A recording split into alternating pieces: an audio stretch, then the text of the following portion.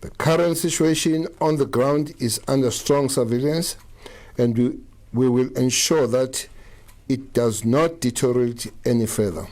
We cannot allow anyone to make a mockery of our democratic state. Umphathiswa wenkonzo yesipolisa umnumzana Bhekicele uthi agente zonyanzeliso mthetho zizaqinisa isandla ngakwabo bathe gqolo betyhuthula ivenkile besonakalisa nezakhiwo kuqhankqalazo liqalise ngalempelaveki siphuma kuyo ngelixa abaqhankqalazi bememelela ukukhululwa kobesakuba ngumongameli weli umnumzana Jacob Zuma, kodwa uthi baza kubeka ubomi boluntu phambili nanjengoko bengafuni impalalo gazi, kodwa uthe bengamagosa ezomthetho abazukuvumela nabani na ukuba enze intlekisa inkqubo yedemokrasi yeli lizwe.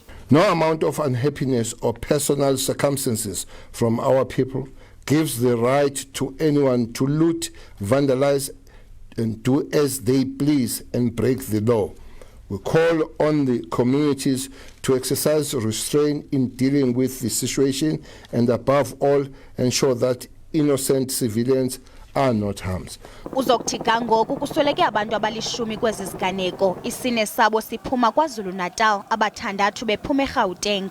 Uluntu luyabongoza ukuba luzikhwebule kwizenzo zotyhuthulo lwevenkile nokonakaliswa kwezakhiwo, ukanti baqhwatyelwe izandla abahlali kunye nabaqhubi beteksi abaye bavakalisa ukuchasana kwabo nezi zenzo bekhusela iziseko zophuhliso kwiingingqi zabo. We know that in some instances, despite the efforts of the communities, the thugs went back and burnt the facilities and also looted in some instances. But we want to appreciate the efforts of South Africans for rallying behind the national call of the president and responding by defending their facilities. Ephendula malunga nokuba ngahle kubhengezwe imeko yonxunguphalo kusinina kweli lizwe, umphathiswa wezokhuselo unkosikazi Nosiviwe Maphisa-Nqakula uthe nangona imeko yeli lizwe ixhomisa amehlo, kodwa ukwangoku akukabikho zimpawu zokuba kukho isidingo sokuba kubhengezwe imeko yonxunguphalo, i-state of emergency ngelasemzini.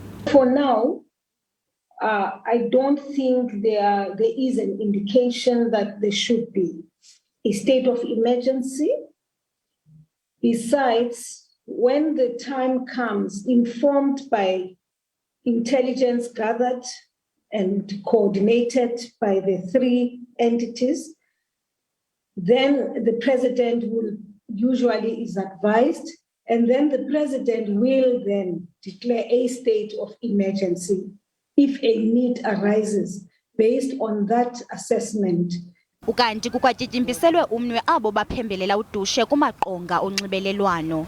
Those who engage in such acts will be liable for criminal offence and can receive a fine or be sentenced to imprisonment for a period not exceeding 3 years.